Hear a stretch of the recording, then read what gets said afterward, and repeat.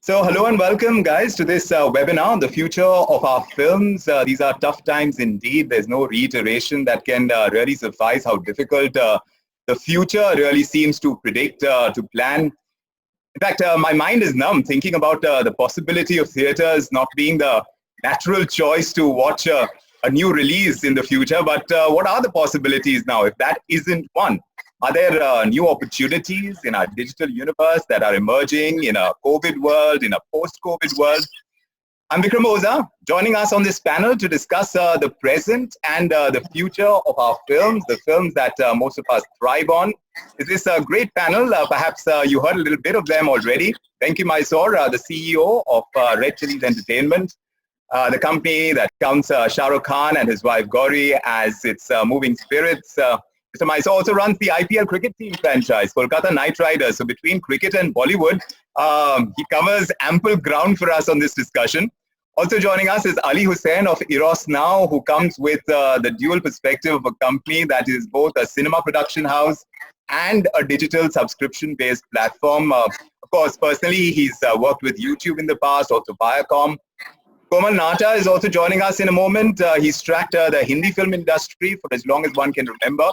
He's a film trade analyst that everyone turns to on a weekly basis for numbers and perspective on how our films are doing at the box office. And here also we have Bikram Malhotra, the CEO of Abundance Entertainment.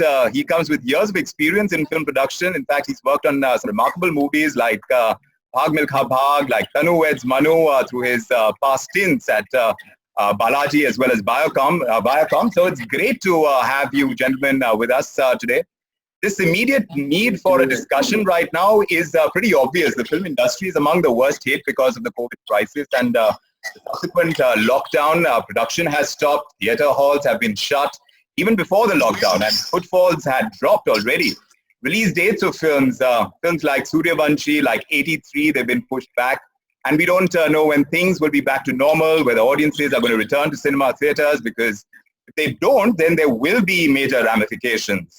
There will be ramifications for exhibitors, for marketing agencies, for studios, the loss of ticket sales, the fallout of fallen collaborations. We're looking at a big shake-up over here against that outlook, of course. We also have streamers. We have the Netflixes and the Amazons, Eross now over here as well. And they've been putting out big numbers of additions in their subscriber base through this lockdown. Jio, as we know, is making strident moves to get more subscribers into their fold. The need for good content, now that has ever been present in the Indian context, but now the way in which we consume content could change in a remarkable way. So let's take it head on from the consumer behavior perspective with our panel before we get down to the economics of all of this.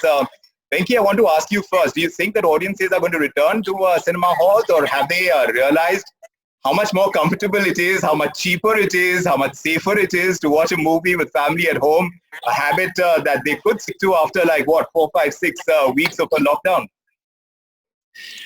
Well, firstly, thank you, Vikram, for inviting me. It's great to be with all our other friends here, Ali and Komalji and the other Vikram as well. So great to be on the show. I think the thing that we have learned through all of these things is that we don't know.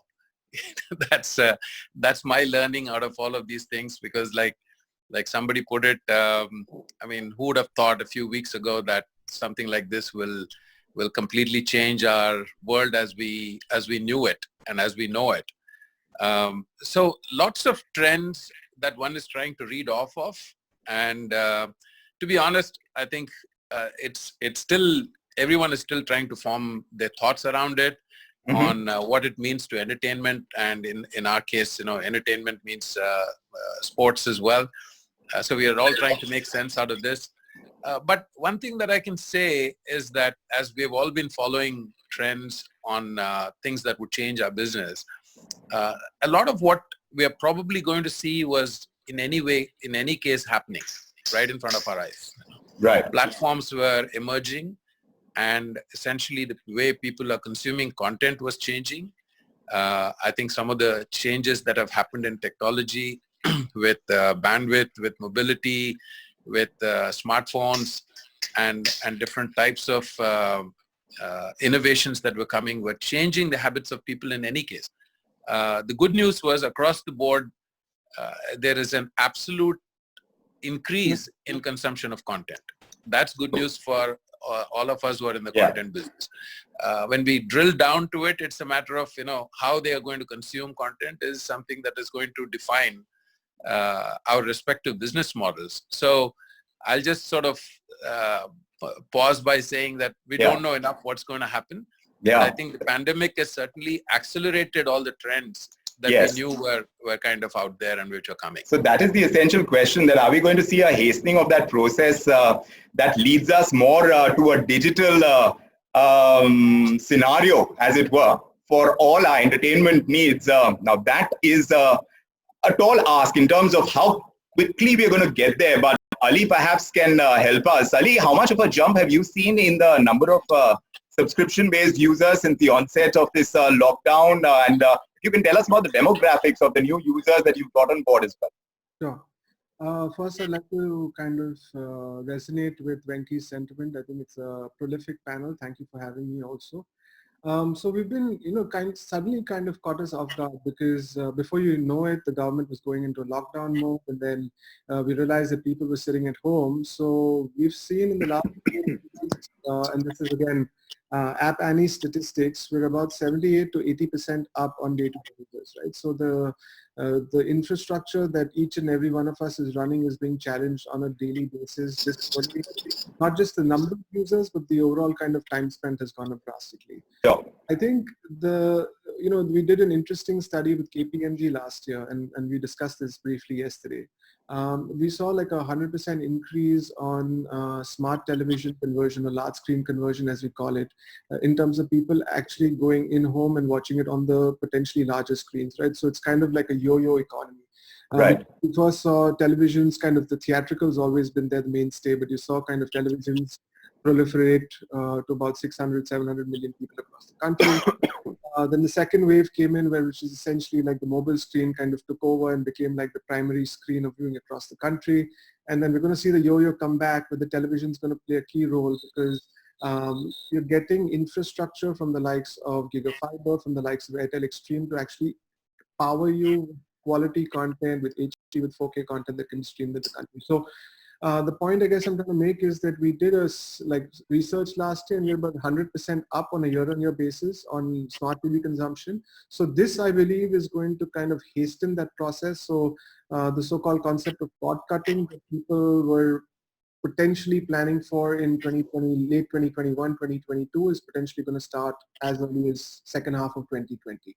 So I think the so-called early adopters kind of push out through the funnel easier. So they kind of start making choices for a more digital kind of preference. But I think there are different Indias, right? We divide India between India 1 to 3. So I think each India is going to react differently. Our demographic, essentially, right? So 80% of our audience is in the age group of 18 to 34. So we're younger by nature.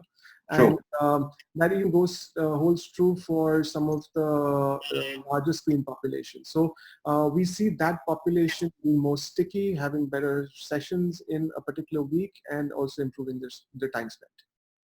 Fair enough. Komal Nata is also joining us. Komal, great to have you with us as well. You've had a word. Thank you for having me. Yes, absolutely. And you've had a word, like we were talking about this earlier, with the likes of Rohit Shetty, the kind of films that he makes. Audiences seem to enjoy. It's a community experience. The hooting, the whistle, the kind of entry that you see with an Akshay Kumar or a Salman Khan. What are the chances now that audiences are going to choose to return to that kind of cinema experience after the lockdown? What's the feeling that you're getting by speaking to people in the industry? Actually, there are three things that matter. One is when the people will return and whether they will return. I think it all depends upon how safe and secure they would feel once the lockdown is lifted. Secondly, it also depends on the spending power they have, because during lockdown, there's not many people working, etc., etc.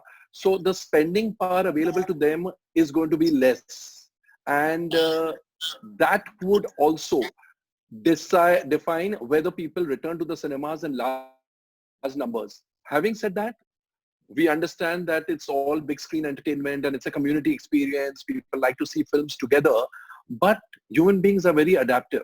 And if that doesn't work, they're not going to miss out on entertainment. Then they would rather see the films at home. So although 10 days or 15 days back, I myself had made a video that it's a change in mindset. Producers can't change their mindset so fast. But I think I get the feeling that because the lockdowns are being extended and because there is a feeling that even once the lockdown is lifted, it's not that cinemas will be full of people so soon. It'll take time, maybe till Diwali, maybe till after that. You know, one doesn't know.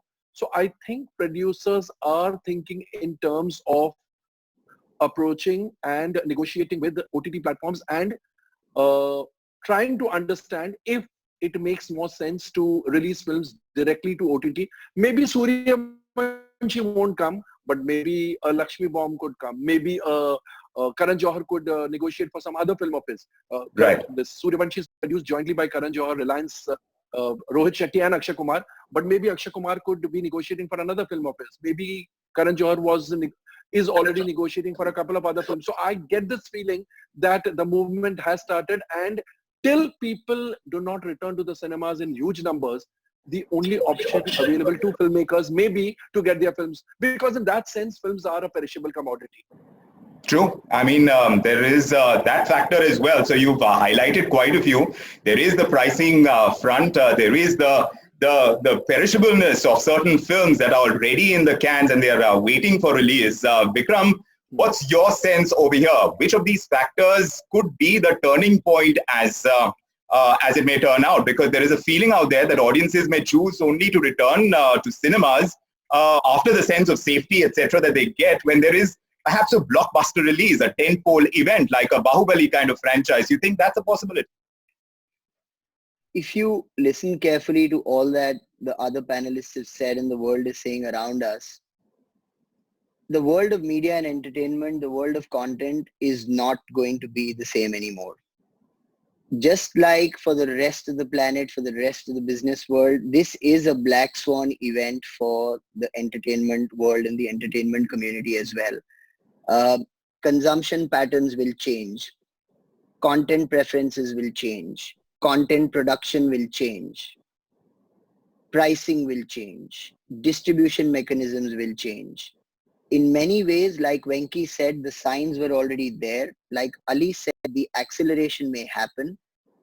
But importantly, one has to understand that entertainment runs in the lifeblood of pretty much the entire human race. It's that one thing that we turn to in times of happiness, in times of sadness, community viewing, personal consumption.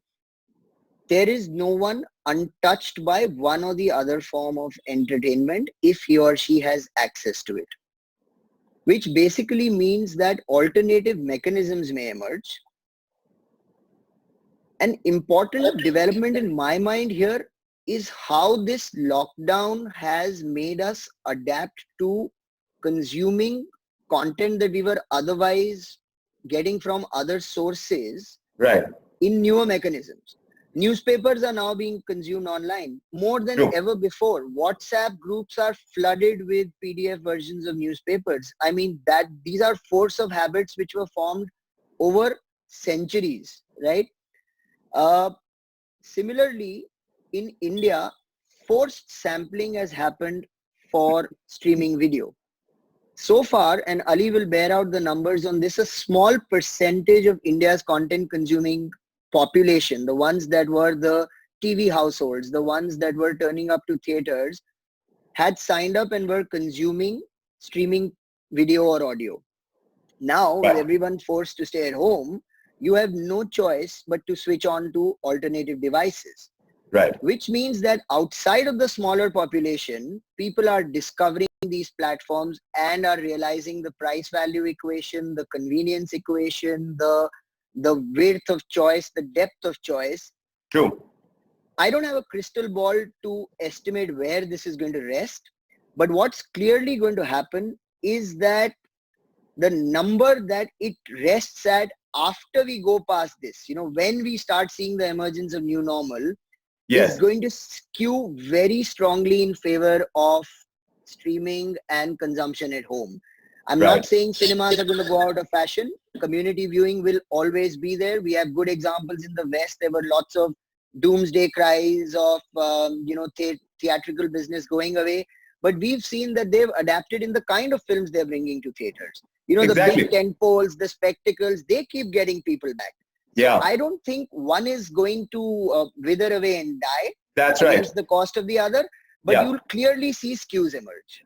Absolutely. So, I mean, this entire trend of adapting to our realities is something that India is best known for, but the form and shape it's likely to take, now that's under discussion, and perhaps industry and the kind of conversations that you've been having internally could show us a glimmer of what can take place in the future. Already, I'm getting a lot of questions that are coming in. 200 people and more have joined this conversation as well. And this question from Saurabh Jalan, who's asking, do we have some plan to revive theaters at places where the impact of COVID-19 is not very high? And if the government is going to allow the opening of theaters in such areas, have we heard anything on this count? Venki, you want to take that? I haven't heard anything along those lines, Vikram. I know, like some wise doctor or scientist said on television that some of these deadlines are not set by us; it's actually set by the virus. So we'll sort of have to. We'll have to wait and see what happens.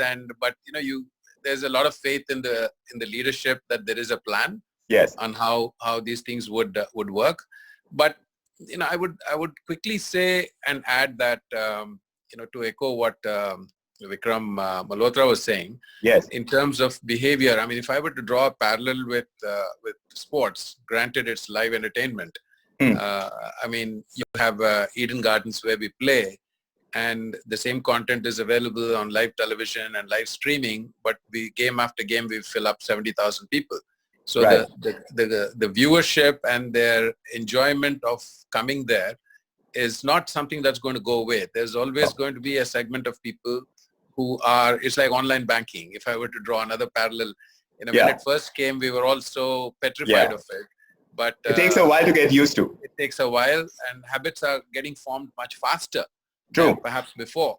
So I think there is a challenge that is going to be there for theaters and that particular platform to be able to innovate.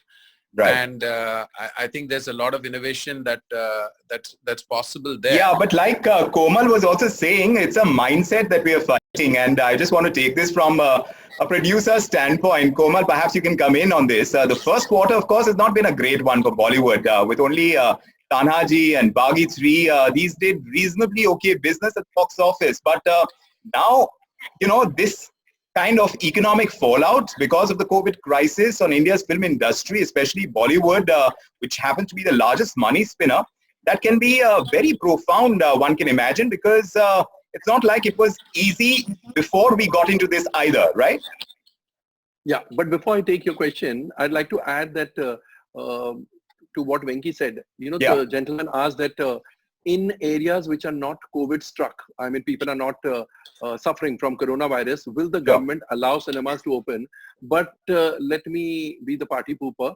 Even if he thinks the cinemas were allowed to open, who's going to release the films? Because you can't expect a Suryavanshi to release in 6 or 8 areas of India. So people will wait. The producers of India have to wait, not just for all India cinemas, but for all world cinemas to open, because overseas business is a huge chunk of revenue for these big ticket entertainers. So it doesn't really make a difference whether cinemas are allowed to open in parts of India, 10 cities or 20 cities or towns or that's not going to help. Areas. No, it's not going to help at all, because obviously his point in asking the question was, will I be able to see any movie? You might be able to see old movies, but new movies will not release till all world cinemas open and people start coming in. Right. Having said that, you said that the first quarter of the year was not good. Of course, Tanaji was not just a reasonable success. Tanaji was a blockbuster. Yeah. Baghi 3, yes, Baghi 3 did well. But now the figures that are staring us in the face for the second quarter are going to be miserable. I mean, there'll be zero revenue sort of, because True. I don't see cinemas opening fast. And also once they open, I don't see people coming in. One, as I said, their spending power available to them is so less. Secondly, the fear whether they would be safe and secure, etc., etc. And yes, the revenues would now be more from other platforms. And as I said, I'll repeat that there are producers. I think Vikram and Venki would be able to shed more light without really naming the producers. I think there are producers who are already in very good negotiations with Netflix in particular about getting their films on the OTT platform before releasing in the theaters.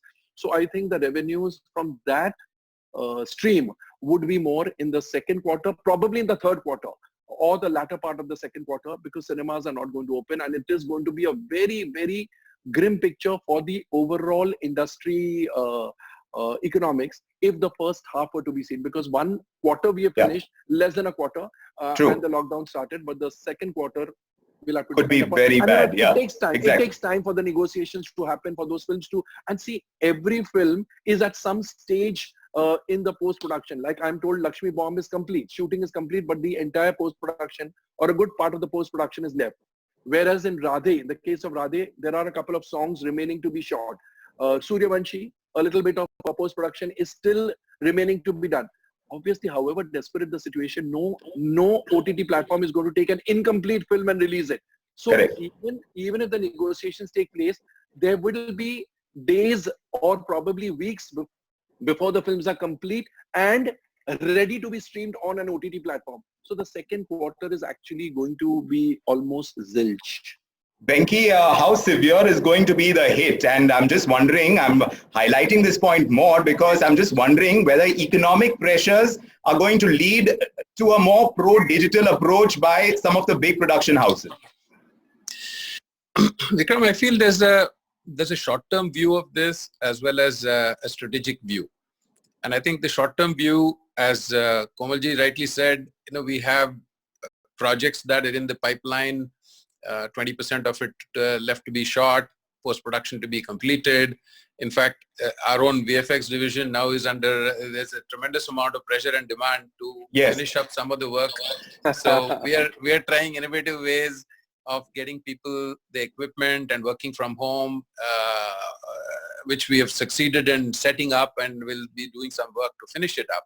But I think the projects that are already in the pipeline, which were all, I think Vikram Malhotra also mentioned this in terms of the revenue models and how it has been conceived of. Well, you also have Bob Biswas, isn't it? Yeah, we see those types of films. I think if we work it backwards, the kind of revenue model, in the new order, if you will, how that would play back into situations like the revenue streams and the cost will sort of determine whether those films become viable, and perhaps they will be, because there is a greater amount of revenue potentially and demand from other platforms like streaming and television, and they're having those discussions with us. But I think strategically speaking, one of the challenges and how we have to reinvent ourselves is, if a big chunk of a revenue stream, which is theatrical revenue, is going to be affected in the foreseeable future, then how do you make really big budget films? That's a question. OTT platforms, I would imagine, are sitting with a war chest of money to be able to lure producers like you. Ali, you want to come in on this? Yeah, so I think both Vikram and Venki are coming in on a very interesting point, right? I don't think it's purely about economics. I think some of the large kind of experiential movies, think Avengers or think Bahubali, we've got Hathi in the mix, right? This is more of like a family entertainer going out experience. With Rana Daggubati. Yeah, with Rana Daggubati, right? So it's a larger affair than purely just saying that, okay, I'm watching a film. So there's going to be a larger divide. I think there are two major changes, right? One is how the business economics, the producer fraternity thinks about larger budget films potentially down the line, or maybe holding a product back, but then there is the cost of cash, right? Some of the mid to kind of more story-driven films will potentially have a larger opportunity to look at a mechanism to be able to drive that reach on digital. That's one part of it. The second part of it is also philosophically, right? It's once a paranoia sets in, how, and at a consumer level, right? When will you be comfortable to walk into a movie theater, to sit next to somebody or sit 6 feet away from somebody and be comfortable with that fact, right? Right. So I think there are, at the philosophical level, you have to think about the consumer and the evolution. I think the interior parts of the country, the consumers potentially come back faster, but the more evolved markets, the little more conscious markets, are they going to come back as quickly? Correct. No, absolutely. There's no taking away from the philosophical side of this discussion. But when you talk about pure economics right now, I'm just wondering how this backlog in the release calendar, how is that going to get sorted out after movie halls do reopen for business? Is there a thought process that has started already about this, Venki? You see, I think right now there are lots of conversations that are happening. And as I said, there is everyone is thinking through very tactically, how do you stay afloat as well? I mean, which is a big question, and how long this whole process is going to take. Yeah. And at the same time, content consumption is, I mean, you can see, you have seen the reports about how people are consuming content, the membership that have increased. So across the board, the absolute consumption is going up, which is great news for our industry. True. And the demands are coming from different platforms in being able to feature the type of content that we are putting out. Each one of us is putting out, and what is ready and what can be ready, etc. So for sure, I think there are changes that you're going to see in the very short run, which is going to upset some people and we're going to make others happier. But when realizes we're in it together, try and come up with solutions. So I think there are some interesting outcomes here.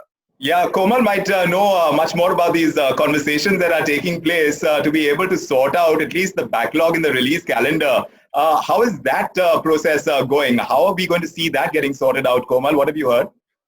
I think it's going to be a nightmarish experience, and probably that is one more reason why producers are thinking in terms of negotiating with OTT platforms, because everybody understands that there'll be a virtual tug of war to get screen time, to get shows, to get multiplexes, because for every week of no release, it means so much pressure on the balance weeks. There are only 52 Fridays or 53 Fridays.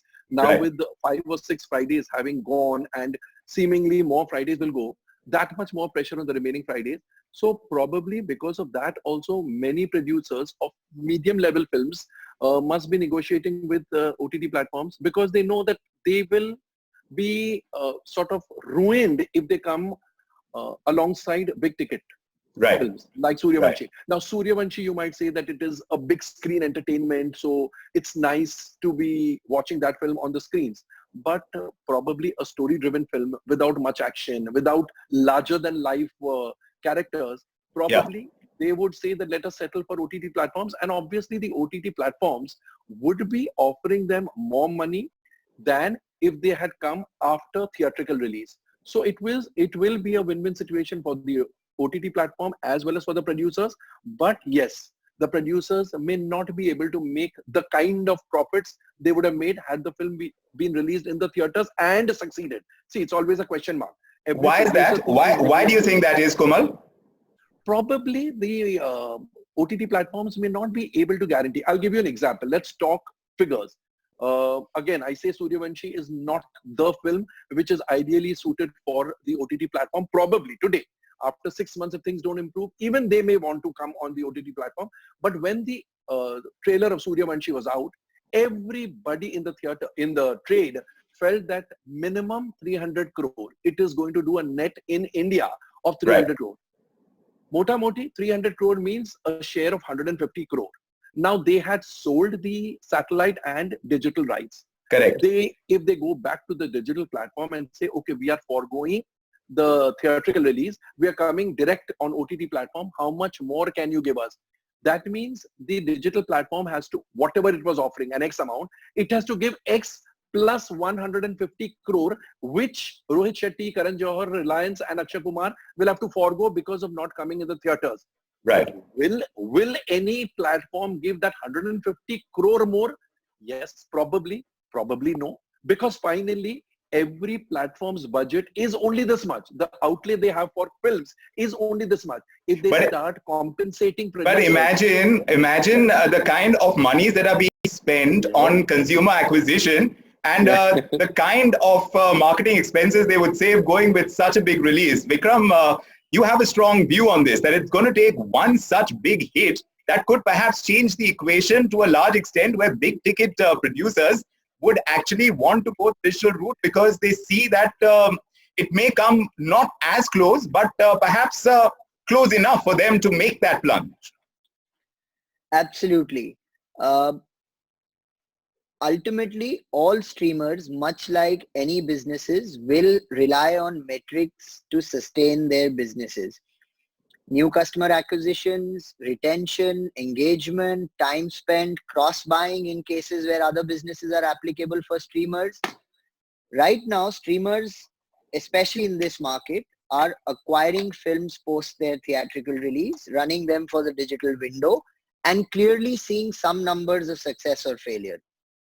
I think the benchmark for acquisition of small, medium, large films, basically buying out theatrical windows and taking them straight to the service, will all be measured against, is it worth paying 2x, 3x, 5x of what these streamers were paying when they were only acquiring the digital rights post the theatrical release?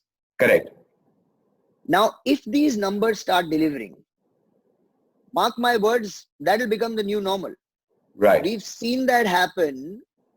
Komalji will bear me out. We've seen this happen 8 or 9 years ago when GEC acquisition of films after theatrical window was at its peak.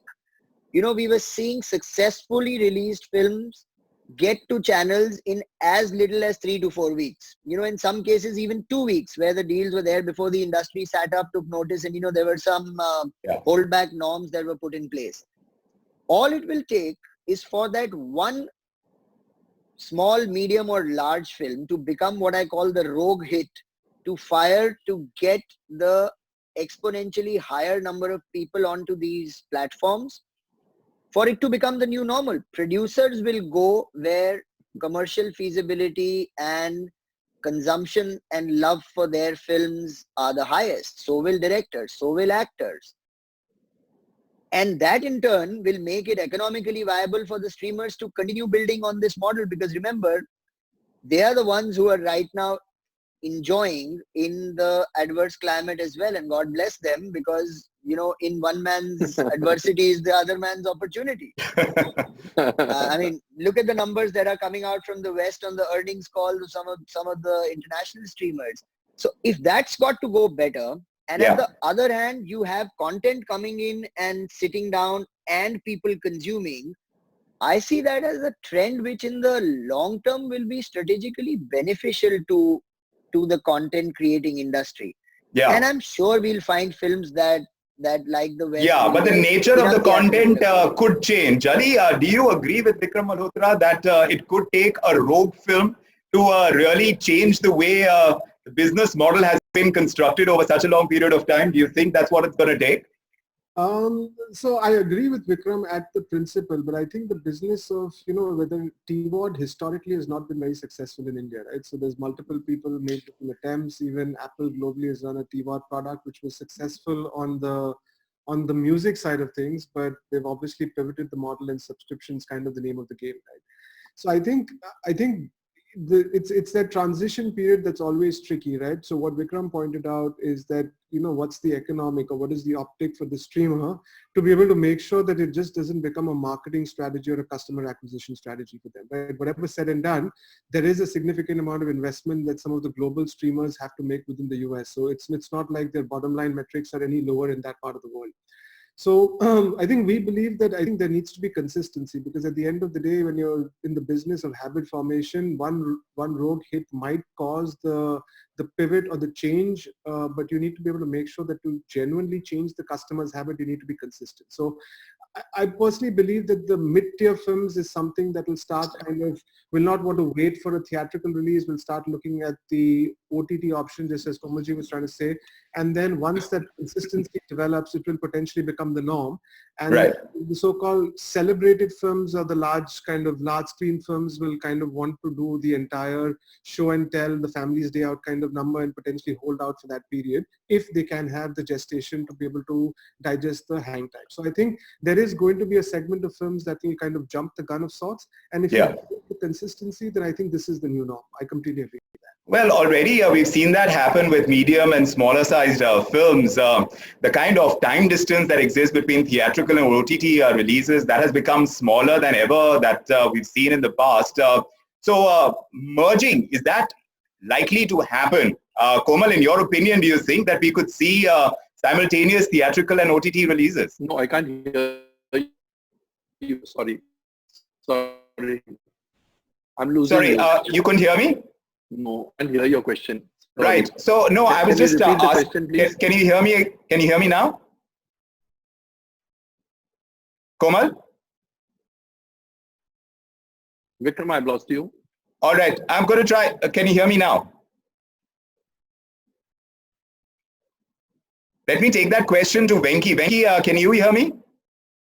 Yes, I can hear you. All right. So you got that question. I'm just wondering, in this kind of scenario where the kind of time that is spent between theatrical and OTT releases that has shrunk so much, do you see this actually merging going ahead? You know, in a perfect world, yes, because ultimately you're putting the fan and the consumer at the heart of it. And then basically saying, you know, they're going to dictate and what is it that they want, you know, right, across different platforms. And some of the discussions that have been happening and the economics around it in terms of holdbacks and the negotiations around that. And I can give you one anecdotal comment that, and I won't take names or films names. We were in discussion about a big film, and one of the people that I was talking to, who was talking about television as well as streaming together, he basically said, give it to me on day one, I'll underwrite the box office. Right. So, I mean, this was well before all of this situation occurred, and it might have been he might have said it in jest, but at the same time, you know, there are some indications of this, and I think the economics of it is going to surely drive it. I mean, if you look at what was that, the macro numbers of worldwide box office and worldwide streaming revenues, I think there's a lot of convergence happening there, right, in terms of, you know, how it is, which is overall an indication, as I said, to repeat myself, that content consumption is happening a lot, and people who are streaming and watching it in different platforms doesn't mean they're not going to theaters. They are. That is also happening. But yeah, I don't see. I mean, in a perfect world, I see that. What are the forces that are going to drive us to that point is something that we'll have to wait and see. But well, again, economics are going to come to play, right? Vikram, you know, when you consider satellite and cable TV rights as well, we're looking at a scenario perhaps changing, because there is going to be a drop in advertising revenues for these outlets as well. So if that is going to be the case, could that be the reason why a producer will decide to go the digital route and not rely so much on satellite and cable TV rights? You know, ultimately, pressure on one revenue stream will need to be eased off or made good, or at least accounted for on another revenue stream. So if the acquisition of satellite rights and those prices, TV rights, go under pressure, clearly the preferred medium will be the one that pays higher, which in this case will be the digital medium. Right. And if there is a potential of dilution on the theatrical release front, then, you know, all signs are pointing towards digital becoming the dominant contributor to at least an average producer's revenue kitty. Right. Prices are difficult to hold because, as we've seen, India is a high growth market. We've seen this cycle of growth on television acquisition of films. We are now seeing this sort of seller's market where digital rights are concerned. So I think we've seen two back-to-back cycles of fairly aggressive buying by first the satellite channels and now by the streamers. I think the new normal will be where people find consumers accessing, and I would like to believe that at least for the foreseeable 4 to 6 quarters, much as I hate to say it, there is pressure on theatrical revenue, significant pressure on theatrical revenue. Yeah. It's going to come from all ends. It's going to come from a flush of clogging of the released pipeline. Let's not forget that there are at least 10 to 12 Hollywood biggies that release in our market, which now consume Fridays. And you know, our Hindi films, our South films, our regional films struggle for shows and ticket sales against these biggies. Then there's going to be new productions, and then there's going to be other avenues which will take away eyeballs and footfalls. So clearly there is a bit of darkness ahead on the theatrical side, which we'll have to see how the loss of those numbers holds out on other streams. Correct. No, absolutely. I mean, Ali, you have a view on this, because if you're going to see that kind of pressure build up over a period of time, obviously you'll need a way out of that kind of scenario. So to that extent, how much are OTTs geared? Is this a case of who blinks first at this point in time? At least as far as the big ticket producers are concerned, because are OTTs approaching them, or are producers really going to wait it out? What's your thing? Because you represent these two hats that I started out in your introduction. There is a production house out there, and you're running a subscription-based digital platform. What's your thing?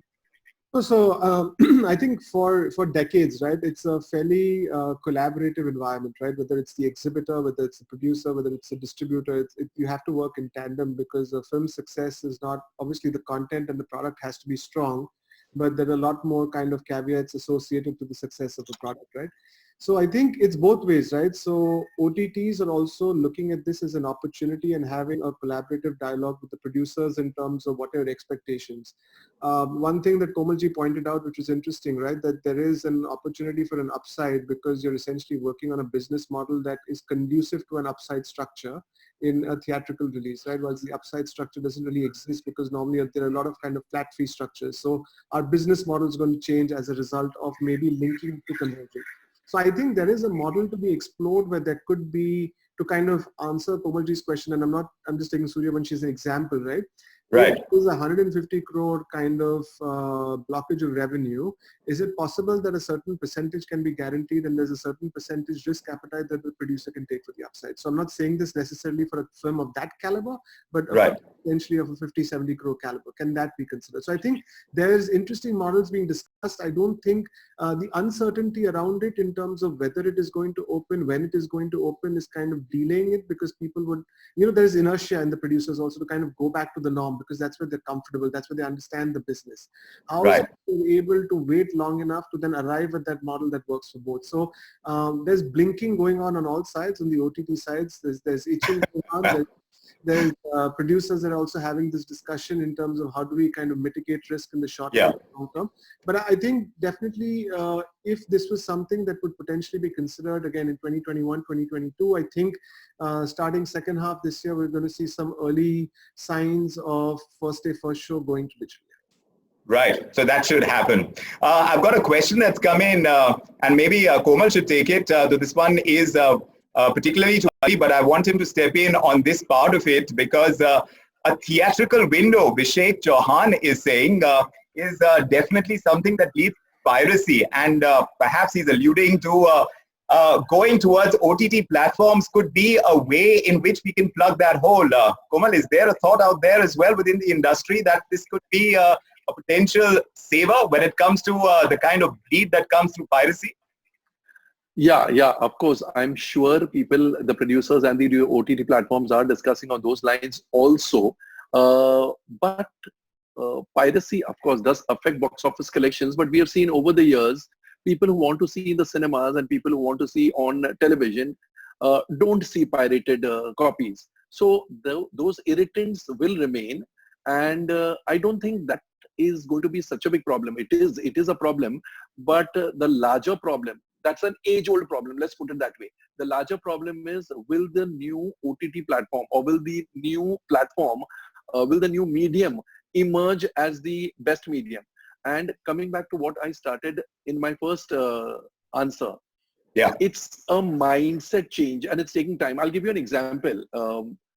There's a marriage in a big fat wedding in a family where some 3,000 wedding invitation cards have been sent out. And then this lockdown happens. And one elder in the family says, let's just forget all that, cancel everything, because obviously it's a lockdown. Let's not postpone the wedding. Let's have a wedding ceremony in the house. 7 or 8 members will attend, and that's all. right. It's not so easy for every family member to say, yes, let's go with it. There will be a cross-section of opinions. Some will say, no, we can postpone it 3 months mein to sab theek ho jayega. Let's postpone it for 3 months. Let's postpone it for 6 months. Or someone will say, okay, let's have the ceremony now, but the reception with 3,000 invitees has to happen probably once things normalize. It's the same thing. The producers have to convince themselves that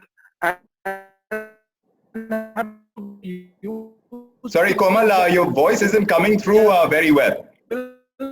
Sorry, your voice is cracking. Yeah. No, sorry, your voice is cracking. I'm also going to turn my attention towards the kind of content, how that is likely to change now. In one enclosed space will now be seen in the confines of a home with just probably 2, 3 or 5 people or 7 people in a family. Yes. That is the biggest problem here. And sorry, Komal, I might have to just give you a pause because I can't make out what you're saying. It's cracking very badly. I want to turn our chat towards the kind of content, and perhaps that could change over a period of time. Venki, the differentiation in content could come in many ways. Creating original content, of course, is one route. We're hearing stories about how mythological, spirituality, all of these are working wonders on digital platforms today. But would production houses concentrate more on producing those smaller films that we are talking about now compared to the large ones, if you're going to see a change towards a more digital approach? And I just want to understand this because Red Chilli started work a long time ago. The kind of content that you've created, and you've got several wings going. I just want to understand from the kind of films that Shah Rukh himself is going to star in, and those we see increasingly fewer of, are we going to see a move from Red Chillis towards smaller films? Is that the idea then? Well, broadly speaking, we had already taken those steps, Vikram. I mean, even before all of this situation came about, because as a full-fledged studio, for us to be able to make films, small budget, medium budget, without SRK in it, as well as for OTT platforms, and then of course when you add something that he would do, that was kind of that's the direction that we were at, and that's where we were. But I think to answer your question on how that would change the way we would think as a producer from a content standpoint, one huge advantage that I see with the emergence of streaming platforms in particular is just the kind of analytics and feedback that you get in terms of how audiences are reacting to certain types of films. Now, when it comes to our traditional model, even when you start thinking in terms of how we were marketing it and the P&A, I mean, I sort of, coming from a different industry, I used to call it, and I still call it, as carpet bombing when you're marketing your films for theatrical release.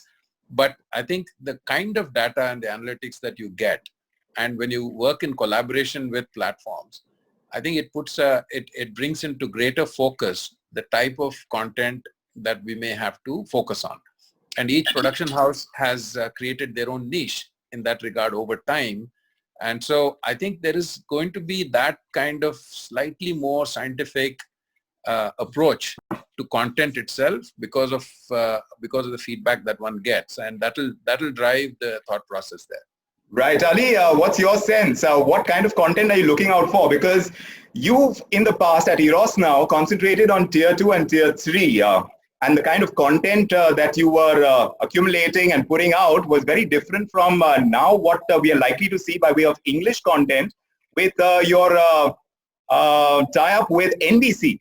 So obviously there is a shift over there. So in terms of content, if you're going to see a shift, what kind of shift are we actually staring at?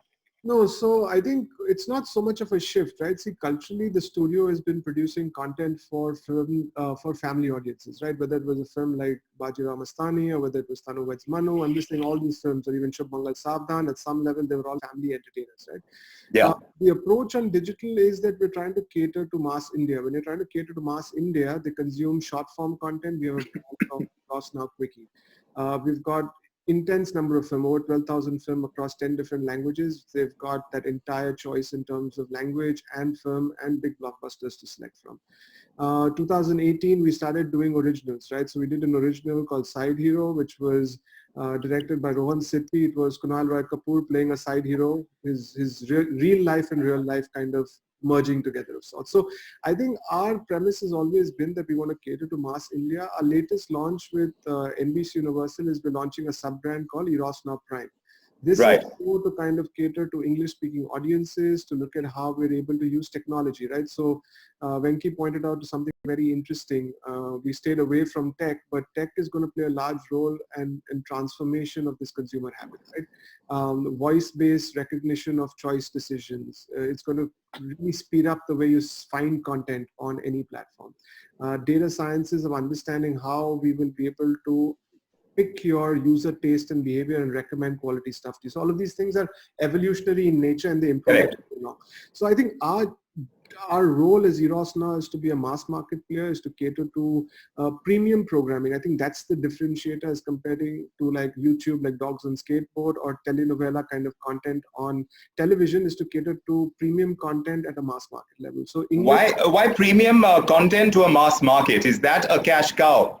That is the logic of being premium is because we're subscription-based drivers, right? So you can watch a lot of content in Dogs on Skateboard to look at advertising-supported economics, but when you're looking for customers to pay or to dip into their hands, in their pockets to be able to derive that 49 rupees a month, and literally that's how cheap it is, you need to have premium content and consistently to be able to drive that affinity. So I think that's the reason why, because we've been based in subscription for a long period of time. Right. So that's what I wanted to ask Komal as well. If, this kind of content is what OTTs require, then one just wonders in terms of the size and scale, what goes into production costs, what goes into marketing costs is huge.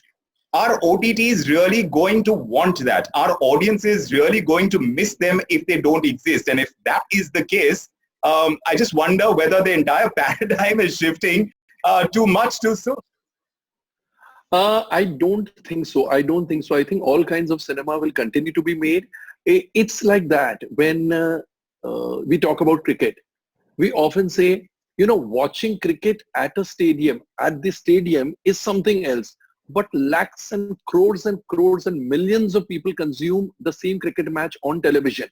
Yeah. It hasn't changed. The way they play cricket is the same. Those who go to the stadium insist that it is a different experience altogether, but television viewing also gives probably 80%, probably 70% of that experience. So I don't think larger than life cinema, grandeur, etc., a Bahubali or a Suryavanshi, I don't think that will not be made. People will get used to consuming it on other platforms plus Vikram, do you agree that this could work just as well? The large screen, the kind of spectacle that some of our cinema is, the kind that Sanjay Leela Bhansali would make or a Karan Johar would make. Vikram, do you think that the kind of audience that sits at home is going to appreciate it as much?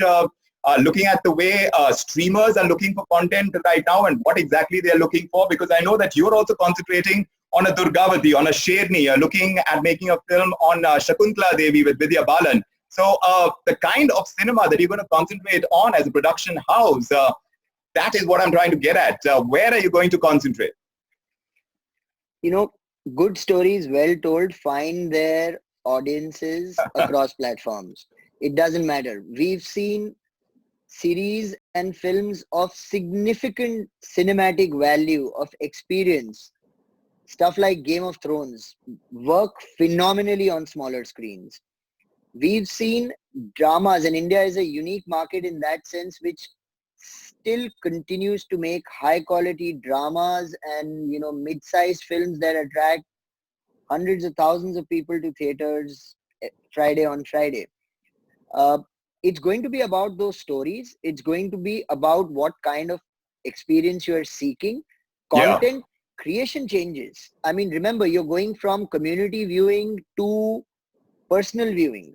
But what happens, and let me throw in a joker in the pack here, what happens if I say that a film, take for example a Bahubali or a Suryavanshi, is going to go digital first, but for that one day we are going to allow a product where you can have a premiere and pay just 50 rupees or 100 rupees. You don't have to subscribe to the service. Come in and watch that film for one day.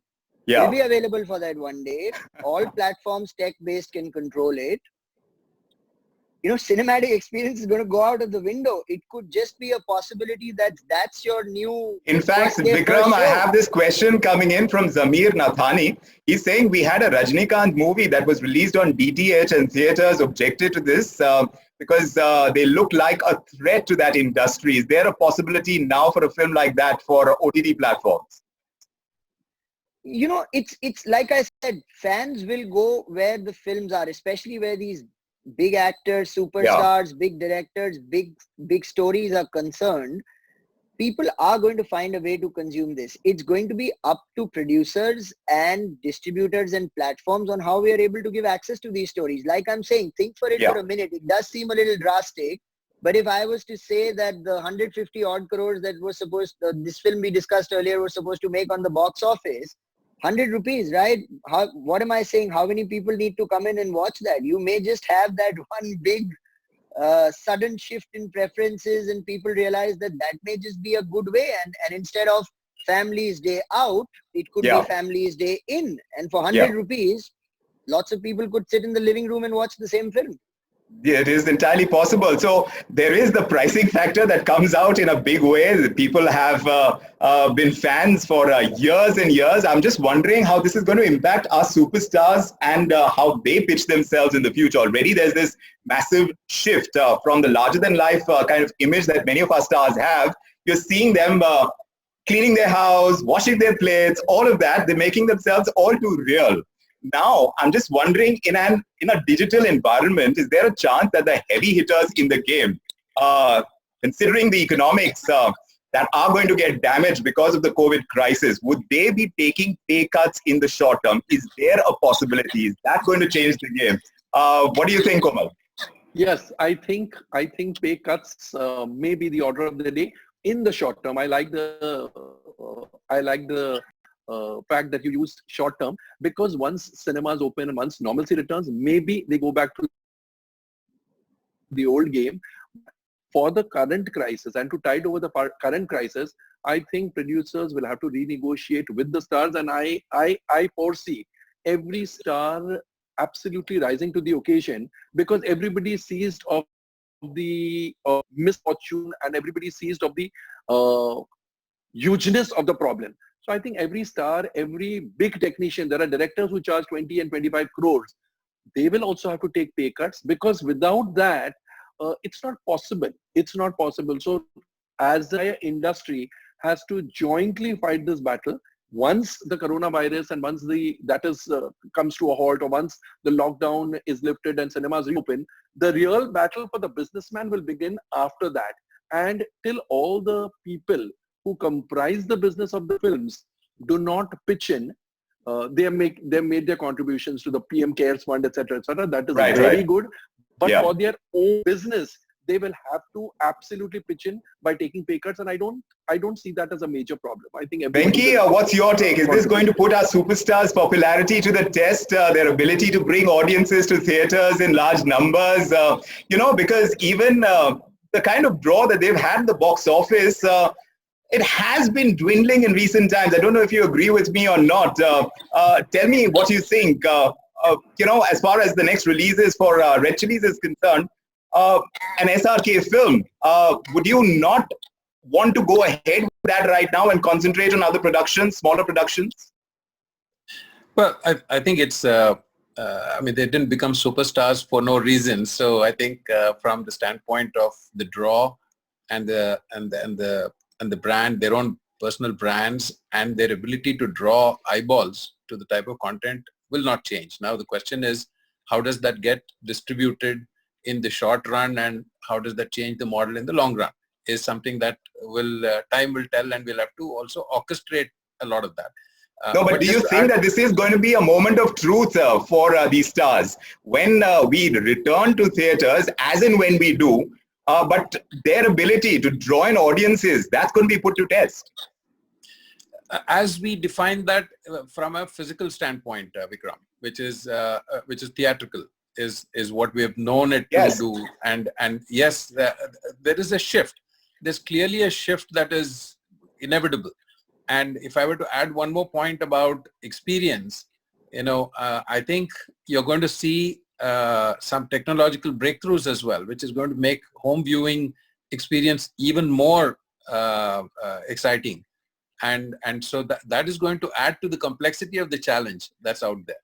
But it's all in many ways good news, because at the end of the day, what is a superstar, or the type of content that you're creating, is to ensure that it appeals to a very wide canvas of people. And regardless of the platform on which you're featuring your content, as long as you have the ability to produce that type of content, and you have stars who have emerged in there who can draw that, it's still going to be of immense value there. There are shifts that are going to occur in the short run. There are no doubt about it. And if that means, like Komalji said, is it pay cuts, is it whatever, it happens in every industry. It happens in every industry. We have seen that in retail when e-commerce came into the picture. That's a disruptor. Right. But people have found that there are ways to coexist, and there is a market for each platform. Yeah, but now this is a scenario, if you are going the digital route, then this is a scenario where you have ample choice. And choices are going to be very clear with data science, analytics in front of us. There is going to be that much more information that's available about the popularity of these stars. So are these stars going to be opening up themselves to that much scrutiny? Salman Khan's next release at Eid, Radhe, that too is likely to be in the doldrums now, with no clear indication of when work on it is going to resume. Lal Singh Chadda was supposed to be Amir Khan's return after the disaster that Thugs of Hindustan turned out to be. What happens over there? And Akshay Kumar's Lakshmi Bomb, we've been talking about that. It's in jeopardy too. So he's one of the most prolific among the frontline heroes of Hindi cinema. And that film was to clash with Salman Khan's Radhe on the 22nd of May.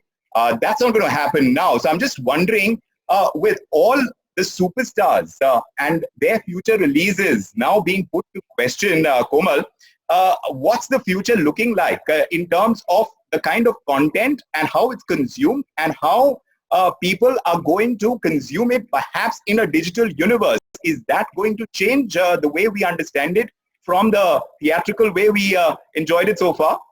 Yeah, see, the consumption may change, but the stardom, superstardom, etc., the definition will change probably. But Akshay Kumar will continue to be the superstar he is. Salman will continue to rule hearts as he does, because as all the panelists have mentioned, probably the platform is changing, but finally, if a film is good, it will be a super hit on the OTT platform. So we will get, in terms of, rather than box office numbers, we will get OTT numbers, and those OTT numbers will define who's the number 1 star, who's the number 2 star, who's the number 3 star, because like there is transparency in box office numbers, probably our job as trade analysts will be to track OTT platform numbers, and the new definition will be, it will be the same actually in a different way. So the one who gets the maximum revenue from the OTT platform will be the number 1 star of the country, followed by the second, followed by the third. So nothing is going to change in that sense, short-term years. And finally, let me say, we are all talking about the emergence of the OTT platform and all. Probably you never know, it may be the short run.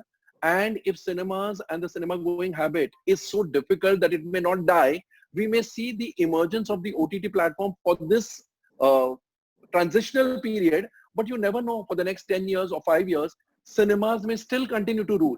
We are just assuming that tastes will change, way of consumption will change. It may not happen. It may not happen. Currently, in the short term, it is bound to happen. Sure. But in the long term, we are not sure.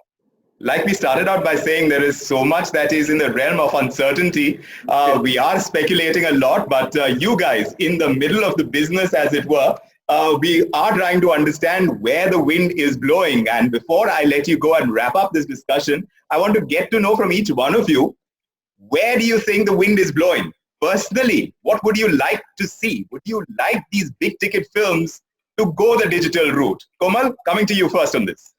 No, I would like them to release in the theaters, because there's nothing more exciting than a cinematic experience. It's not just content. Of course, we all consume content, but it's that whole experience of watching a film in the dark of a cinema hall with people you have never met, you may never meet in your life, and yet enjoying and consuming how they are enjoying the film. So I think that experience cannot be replicated. So I would still root for the cinema and then the OTT platform. Vikram Malhotra, what do you think? And what is your personal hope? Are you expecting and are you wishing that big ticket movies make their way to OTTs now? I wish for big ticket films to be conceived and produced for OTT. I don't necessarily think that it's going to be an either or situation. I don't think the day is far when we are going to see multi-million-dollar films, big budget films, including Indian films, being produced exclusively for streaming platforms. The community viewing experience, the magic of cinema will withstand all of this.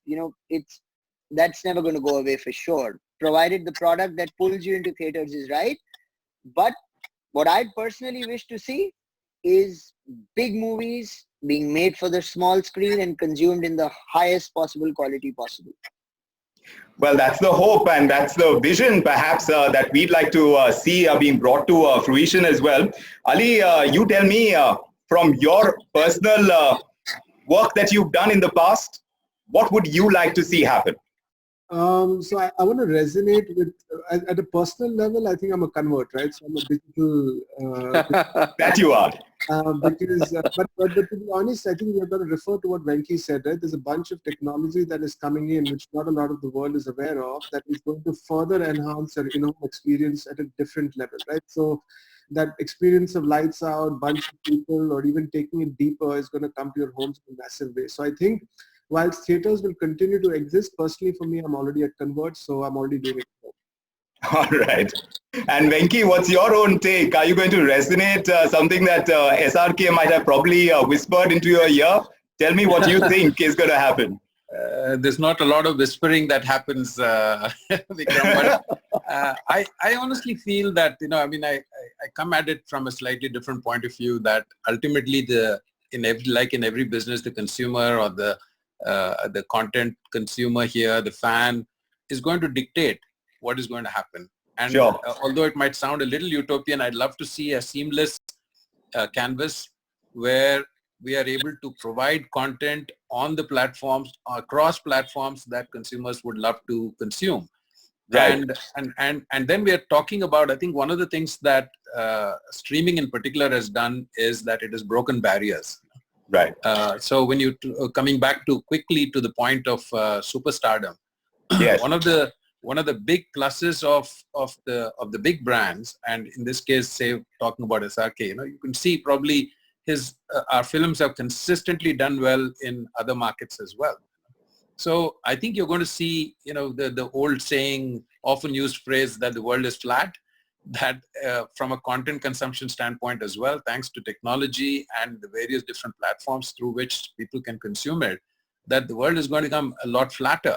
And yeah. So content as well as stars who are able to appeal across borders and across markets and countries, cultures, are still going to become bigger and bigger because of just their ability to reach through various platforms. So I'd love to see a seamless situation where it is a buffet arrangement where the person walks in and decides how they want to consume it, when they want to consume it, and where, and how much they're willing to pay for it. So yes. I think there are signs that we're going to end up there. How soon and how long it's going to take, and then how you're going to break down all the other barriers is going to be left to all of us. Yes, as huge as a challenge as this current period may seem, the industries that are suffering all across the board, something that we've been talking about a lot on ET Now as well. And of course, what we have concentrated our discussion on today about the film industry, this is going to resonate. We are going to look for opportunities within these challenges. New paradigms will have to be created. Already, as we are hearing, the buzz is on. People are talking. People are wondering what their options could be and what the scenarios that they could be functioning in. It's interesting to note how digital has grown, how large it's become already, and how much further it can grow with the kind of content that we are already generating, which is really diverse. Choice is for the consumer. Wherever the consumer goes, like we heard on the panel, we are expecting much more business to happen for these digital platforms as well. And already, like I was reading in one report, the country's video market is valued at over $700 billion. It's expected to grow to $2.4 billion in value by the year 2023. So the opportunity is huge. And now with the over-the-top industry now projected to be with the highest growth rate, we are expecting to see a lot more potential growth kick in the form it takes. That's something that is in question. We hope we've answered some of those questions. Thank you so much to all our participants who've joined us. We've had more than 220 people join in on this webinar. Lots of questions have come in. I don't know if I've done justice. There is a string of questions that I've got, but perhaps I'll leave that for the next round of discussion that we have on the film industry. But for the moment, I want to thank Venki Mysore, Vikram Malhotra, Ali Hussain, Komal Nata for joining us on this webinar. Thank you indeed, gentlemen. Pleasure having you with us, and thank you so much for your perspective. Thank you. Stay safe. Thank you very much. Thank Thanks for you. having us. Thank you. Take care, guys. Bye-bye. Bye. Thank you, Vikram.